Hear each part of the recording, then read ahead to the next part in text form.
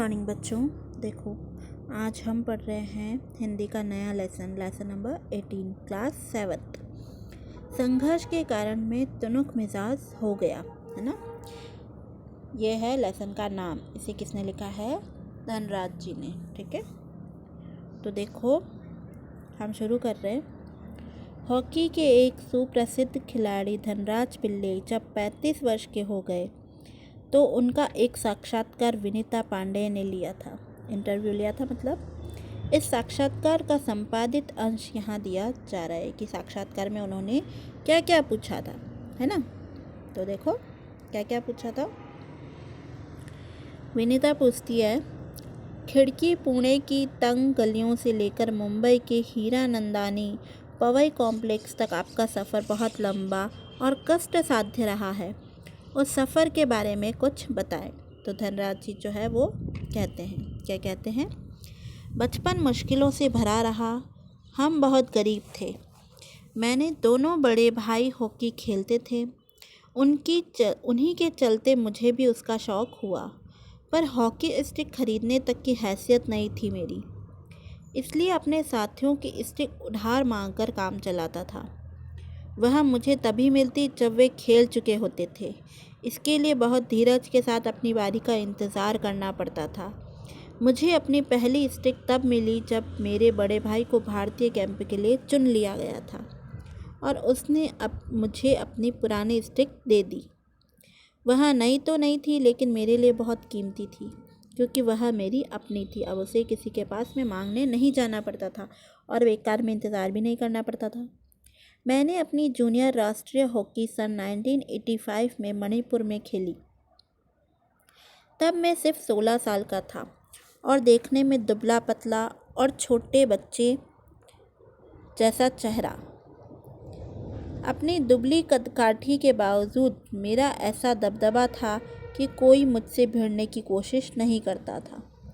मैं बहुत जुझारू था, मैदान में भी और मैदान से बाहर भी। 1986 में मुझे सीनियर टीम में डाल दिया गया और मैं बोरिया बिस्तरा बांधकर मुंबई चला आया।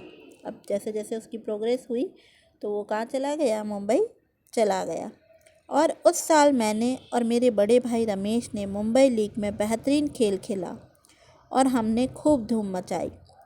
इसी के चलते मेरे अंदर एक उम्मीद जागी कि मुझे ओलंपिक के लिए नेशनल कैंप से बुलावा ज़रूर आएगा, पर नहीं आया। मेरा नाम 57 खिलाड़ियों की लिस्ट में भी नहीं था।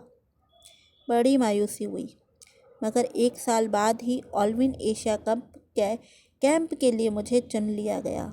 तब से लेकर आज तक मैंने पीछे मुड़कर नहीं देखा। फिर देखो विनीता फिर वापस क्या पूछती है, आपका विद्यार्थी जीवन कैसा रहा? आपने स्कूल के दिनों से आपकी किस प्रकार की यादें जुड़ी है? तो धनराज जी जो है वो क्या कहते हैं, मैं पढ़ने में एकदम फिसड्डी था, मतलब ज़्यादा कोई ख़ास नहीं थे। किसी तरह 10वीं तक पहुंचा, मगर उसके आगे तो मामला बहुत कठिन था। एक बात कहूँ, अगर मैं हॉकी खिलाड़ी न होता तो शायद एक चपरासी की नौकरी भी मुझे न मिलती। आज मैं बैचलर ऑफ साइंस या आर्ट्स भले ही न हों, पर गर्व से कह सकता हूँ कि मैं एक बैचलर ऑफ हॉकी हूँ। हंसते हुए वो अपने बारे में इस तरह बोलते हैं। और मेरी शादी के लिए आप मुझे मास्टर ऑफ हॉकी कह सकते हैं। विनीता बोलती है, आगे पूछती है, आप इतने तुनुक मिजाज क्यों हैं? कभी कभी आप आक्रामक भी हो जाते हैं। तो धनराज जी जो है वो कहते हैं, इस बात का संबंध मेरे बचपन से जुड़ा हुआ है। मैं हमेशा ही अपने आप को बहुत असुरक्षित महसूस करता रहा। मैंने अपनी माँ को देखा है कि उन्हें हमारे पालन पोषण में कितना संघर्ष करना पड़ा। मेरी तुनुक मिजाजी के पीछे कई वजह है। अब वो अपनी वजह बताते हैं कि क्या क्या वजह है। लेकिन मैं बिना लाग लपेट वाला आदमी हूँ, मतलब मैं किसी के बहकावे में इस तरह नहीं आता, ना ही किसी से कोई चमचागिरी करता हूँ, है ना। मन में जो आता है सीधे सीधे कह डालता हूँ और बात को कई बार पछताना भी पड़ता है। मुझसे अपना गुस्सा रोका नहीं जाता। दूसरे लोगों को भी मुझे उकसाने में मज़ा आता है। मुझे ज़िंदगी में हर चीज़ के लिए जूझना पड़ा, जिससे मैं चिड़चिड़ा हो गया हूँ। साथ ही साथ मैं बहुत भावुक इंसान भी हूँ। मैं किसी को तकलीफ़ में नहीं देख सकता। मैं अपने दोस्तों और अपने परिवार की बहुत कद्र करता।